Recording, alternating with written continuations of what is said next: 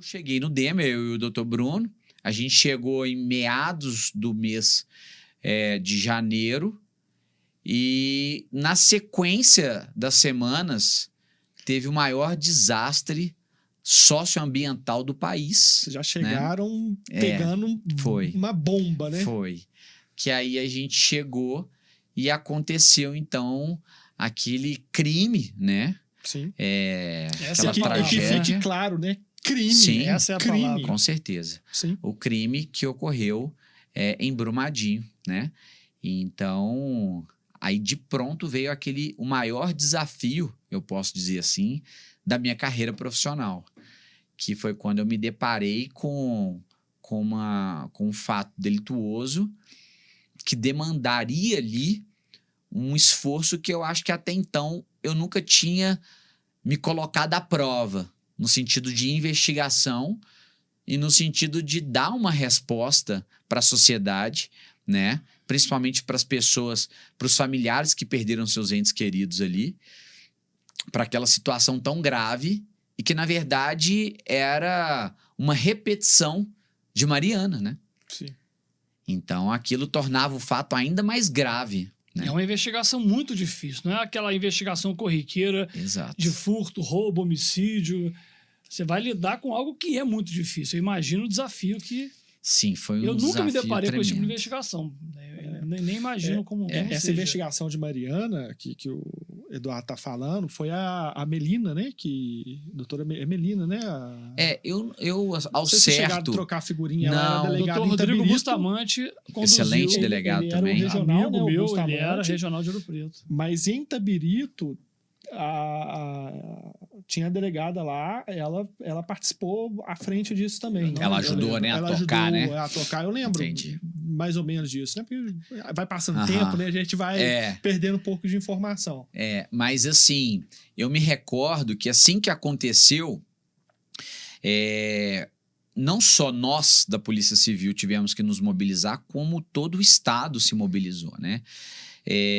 Até porque a palavra de ordem era: nós precisamos dar a resposta para esse fato. Sim. Então, assim, a primeira coisa que eu me recordo, que eu conversei muito com o Dr. Bruno, e a gente pensou assim, olha, nós precisamos primeiro bolar estratégia. Antes da gente sair para ação, é claro que quando aconteceu o fato, de pronto o nosso departamento DEMA ele se mobilizou todo, a gente fez uma estratégia imediata, né, que era para já sair a campo. Então, a gente tinha a zona quente, que era onde a barragem ela tinha rompido, e a zona de autossalvamento, que é onde a mancha de inundação da lama não atingia. Então, eu dividi, como foi uma investigação dentro do DEMA, presidida por mim e pelo Dr. Luiz Otávio, a gente chegou num acordo seguinte: eu iria junto com uma parte da equipe para o ponto quente, que era onde tinha estourado a barragem, e ele iria para a zona de autossalvamento. Qual que era o objetivo disso? A coleta de informações no calor dos fatos. A gente tinha ali informações que foram primordiais, que foram algumas entrevistas de campo com os bombeiros que prestaram o primeiro resgate. A gente estava fazendo ali também uma análise de pronto de alguns vestígios desse rompimento, junto com a perícia, lá na parte alta, na zona quente. E na parte da zona de salvamento, uma outra equipe nossa, no sentido de já ir mapeando o que os outros órgãos estavam fazendo, porque a investigação ela passaria obrigatoriamente por coletar as informações que os outros órgãos também tinham, porque ela tinha diversos tentáculos e a gente precisava ter conhecimento de tudo que acontecia ao mesmo tempo para a gente poder concatenar isso tudo e ir formando a nossa convicção investigativa e dando um andamento para aquela situação da investigação. Então pronto, então aconteceu esse primeiro dia que a gente se empenhou totalmente, assim, eu me recordo que os policiais praticamente ficaram 24 horas trabalhando, todos nós, e já na madrugada nós nos reunimos junto com o Ministério Público. Por quê? Porque nós entendíamos o seguinte, que não dava para fazer aquela investigação sozinho, seria muito egoísmo da nossa parte e, de certa forma, uma soberba, porque seria a maior investigação socioambiental do país.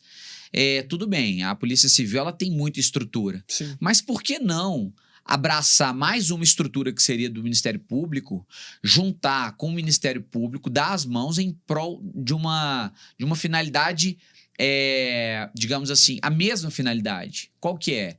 Vamos apurar os fatos, vamos entender por completo o que aconteceu aqui, para que juntos a gente possa atribuir a responsabilidade criminal.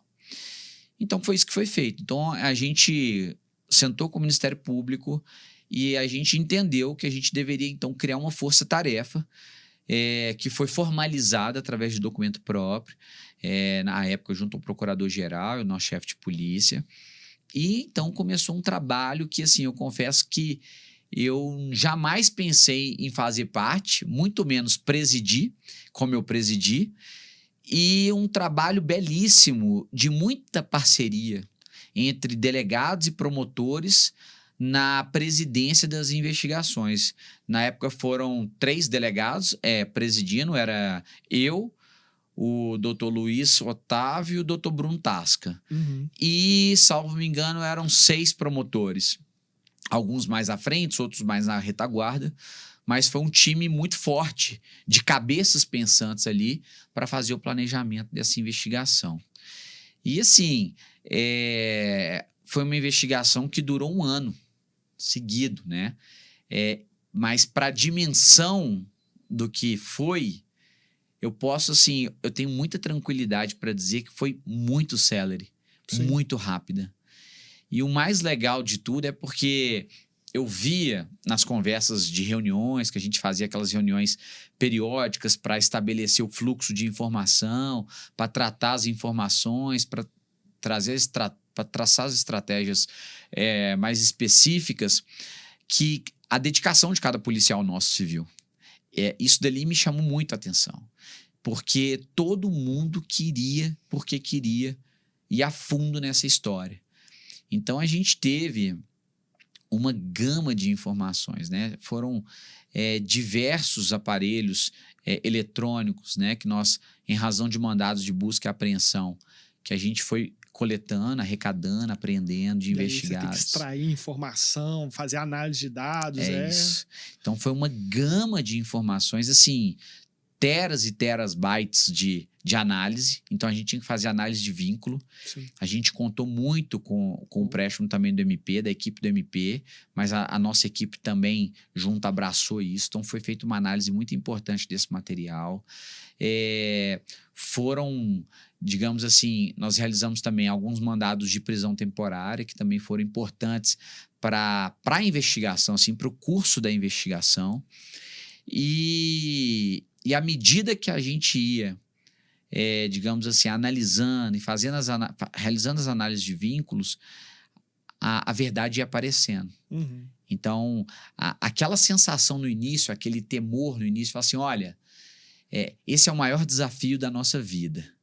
Será que a gente vai conseguir? Porque a gente é delegado de polícia, mas a gente é ser humano. Exatamente. Não é verdade? Então, a gente se questiona. Isso é normal. A gente fala, olha, isso é um desafio enorme. Será que eu vou conseguir? Será que a nossa equipe vai conseguir? Será que a gente vai dar conta? Como é que isso vai terminar? Por mais que eu queira e que eu sei que eu vou me dedicar, que a nossa equipe vai apresentar uma dedicação exclusiva para isso, mas como será que vai terminar essa história, né? Então, à medida que a investigação foi avançando, eu me recordo bem também de alguns pontos relevantes, que isso marcou tanto a minha vida que, assim, os depoimentos,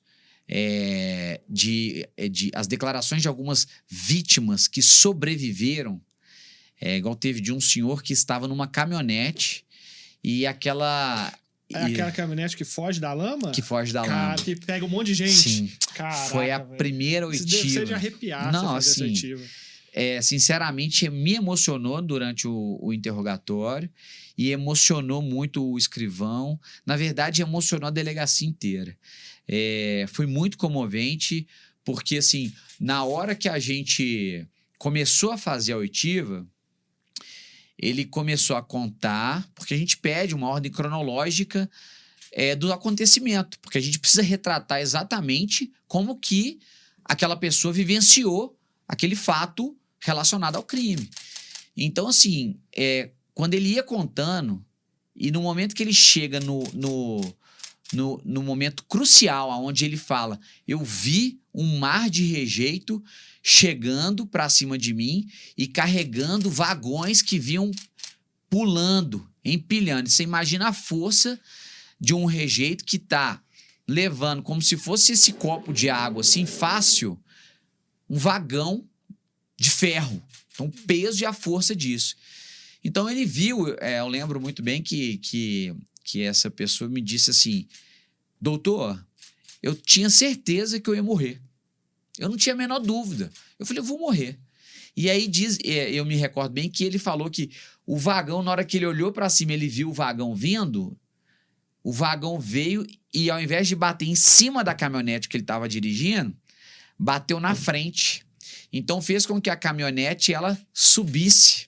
E a lama, nem com isso, passou por cima dele, porque teria ali, consequentemente, asfixia, né? Sim. Ele iria provavelmente virar óbito por asfixia. Sim. Então, esse momento foi muito chave, porque ele se emocionou muito. E a própria filha que estava com ele durante o depoimento, confortando ele também, porque aquilo foi um milagre, né? Nossa, tá doido.